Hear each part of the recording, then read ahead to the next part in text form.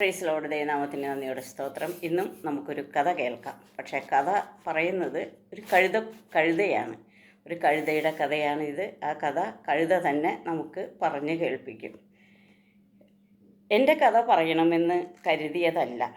ഒരു കഴുതക്കുട്ടിയുടെ കഥ ഞാൻ കേട്ടപ്പോൾ എനിക്കും തോന്നി. ഞാനൊന്ന് മടി കാണിച്ചു. എത്ര സന്തോഷത്തോടെയാണ് ആ കഴുതക്കുട്ടി പറഞ്ഞത്. അപ്പോൾ ഞാൻ കരുതി, ദൈവം എന്നെയും അനുഗ്രഹിച്ചതാണല്ലേ.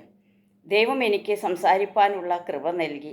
ശപിക്കപ്പെട്ട ഒരു കൂട്ടത്തിലാണ് ഞാൻ ജനിച്ചത് എങ്കിലും ഒരു പ്രവാചകൻ്റെ ദാസനായിരുന്നു. എൻ്റെ കുടുംബത്തിൽ ഒരാളുടെ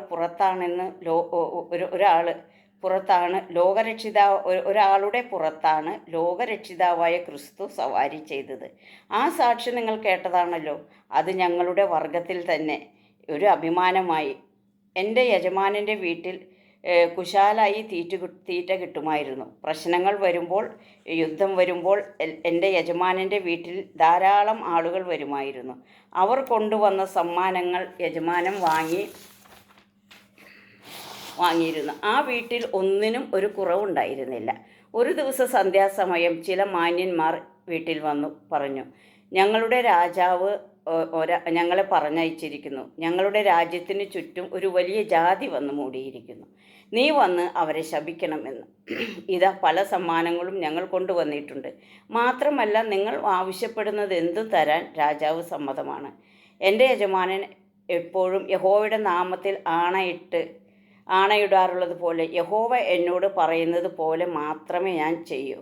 രാത്രി യഹോവ യജമാനനോട്, ഈ ജനത്തിൻ്റെ കൂടെ പോകരുത്, അവരെ ശപിക്കരുത്, യഹോവ കർശനമായി പറഞ്ഞു. വളരെ വൈഷമ്യത്തോടെ എങ്കിലും വന്നവരെ വിവരം അറിയിച്ചു. എന്നാൽ അടുത്ത ദിവസം തലേ ദിവസത്തേക്കാൾ അധികം ആളുകൾ കയറി വന്നു. യജമാനൻ താടിക്കും കൈ കൊടുത്തിരിക്കുകയായിരുന്നു.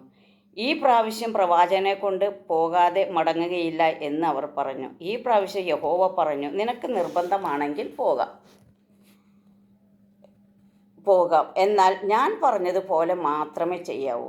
യഹോവ അരുളി ചെയ്തു.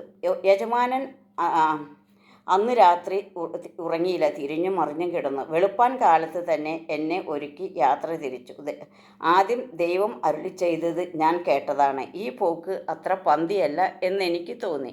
എന്നാൽ അനുസരണമുള്ള ദാസൻ എന്ന നിലയ്ക്ക് അനുസരണം കെട്ട യജമാനനെ ചുമക്കാൻ തന്നെ തീരുമാനിച്ചു. പതിവിലധികം തിന്നാൻ തന്നു, പക്ഷേ എനിക്ക് തിന്നുവാൻ തോന്നിയില്ല. സൂര്യൻ ഉദിക്കും മുൻപേ ഞങ്ങൾ യാത്ര തിരിച്ചു. സൂര്യൻ ഉദിക്കും മുമ്പ് തന്നെ ഞങ്ങൾ യാത്രയായി. ഇതിനു മുൻപും ഞാൻ യജമാനെ ചുമന്നിട്ടുണ്ട്. അതിനേക്കാൾ അധികം ഭാരം ഇന്നെനിക്ക് തോന്നി. വഴിമധ്യേ ഇതാ ഒരു വെള്ള വസ്ത്രധാരിയായി ഊരിപ്പിടിച്ച വാളുമായി ഒരാൾ നിൽക്കുന്നു. ഞാൻ എൻ്റെ ജീവനേക്കാൾ യജമാനൻ്റെ ജീവനെ ഓർത്ത് ഞാൻ വയലിലേക്ക് ചാടി. ദേഷ്യം വന്ന യജമാനൻ എന്നെ ചാട്ടവാറ് കൊണ്ടടിച്ചു. ഞാൻ വേദന കൊണ്ട് പുളഞ്ഞു. മറ്റൊരു വഴിയായി ഞാൻ യാത്ര തുടർന്നു. അതൊരു ഇടുങ്ങിയ വഴിയായിരുന്നു. പിന്നെ അതേ ദൂതൻ വാളുമായി വഴിമധ്യേ നിൽക്കുന്നു. രക്ഷയ്ക്ക് വേണ്ടി ഞാൻ പുറകോട്ട് പോകാൻ തീരുമാനിച്ചു. കോപിതനായ യജമാനൻ എന്നെ കഠിനമായി മർദ്ദിച്ചു. നിവൃത്തിയില്ലാതെ ഞാൻ വഴിയിൽ കിടന്നു.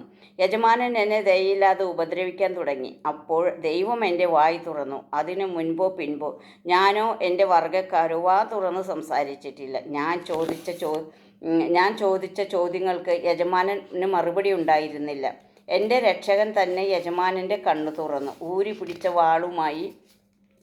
വാളും ജ്വലിക്കുന്ന കണ്ണുമായി നിൽക്കുന്ന ദൂതനെ കണ്ട് യജമാനൻ സാഷ്ടാംഗം വീണു. ദ്രവ്യാഗ്രഹത്താൽ എൻ്റെ യജമാനൻ ലഭിച്ച അനർത്ഥങ്ങൾ ദൈവമക്കളായ നിങ്ങൾ അനുഭവിക്കരുത്. മാറ്റമില്ലാത്ത ദൈവത്തിൻ്റെ വചനം ത്യജിച്ച് അനീതിയുടെ കൂലി മോചിച്ച് ഇടർച്ച വയ്ക്കാൻ ബാലാക്കിന് ഉപദേശിച്ചു കൊടുത്തു എന്ന് എൻ്റെ യജമാനനെ പറ്റി എഴുതിയിരിക്കുന്നു. ആ രേഖ മാറ്റുവാൻ ആർക്ക് കഴിയും? അടിതെറ്റിയാൽ മറ്റുള്ളവരെ വഴിതെറ്റിക്കും എന്നുള്ള സത്യം ഓർപ്പിച്ചുകൊണ്ട് ഞാൻ എൻ്റെ കഥ നിർത്തുന്നു എന്ന് ബിലെയാമിൻ്റെ കഴുത. ദൈവം എല്ലാവരെയും അനുഗ്രഹിക്കട്ടെ. പ്രിയ ദൈവമക്കളെ, നിങ്ങൾ എല്ലാ ദൈവമക്കളും കുഞ്ഞുങ്ങളെല്ലാവരും കേട്ടല്ലോ ബിലെയാമിൻ്റെ കഴുതയുടെ പറ്റി.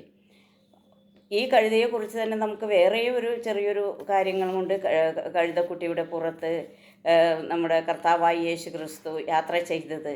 അങ്ങനെ കഴുതയെ കൊണ്ട് അപ്പോൾ ഈ കഥയിൽ നിന്ന് നമുക്കൊന്ന് മനസ്സിലാക്കാൻ, ദൈവത്തിന് നമ്മൾ കഴിഞ്ഞ തവണയും പറഞ്ഞു കുഞ്ഞുങ്ങളെ, ദൈവത്തിന് ആരെയെല്ലാം ഉപയോഗിക്കണമോ അത് അതുപോലെ തന്നെയാണ് ഒരു കഴുതയെയും ദൈവം ഉപയോഗിച്ചു.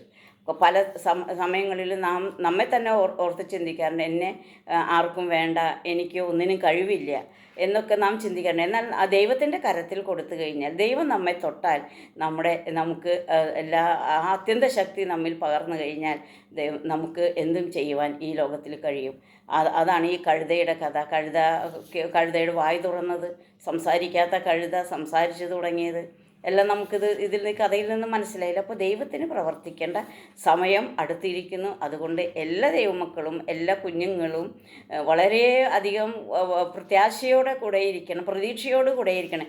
എപ്പോഴാണ് ദൈവം നമ്മെ തൊടുന്നത്, എപ്പോഴാണ് ദൈവത്തിൻ്റെ കാര്യങ്ങൾക്കായി നമ്മെ വിളിക്കുന്നത്, വേർതിരിക്കുന്നത് എന്നൊന്നും നമുക്ക് പറയാൻ പറ്റില്ല. അതിനുള്ള സമയ സന്ദർഭമൊക്കെ നമ്മുടെ ദൈവത്തിനറിയാം. അതുകൊണ്ട് ദൈവത്തിൻ്റെ കരങ്ങളിൽ താണിരുന്ന് അതിനായി നമുക്ക് പ്രതീക്ഷിക്കാം. Okay, thank you. God bless all.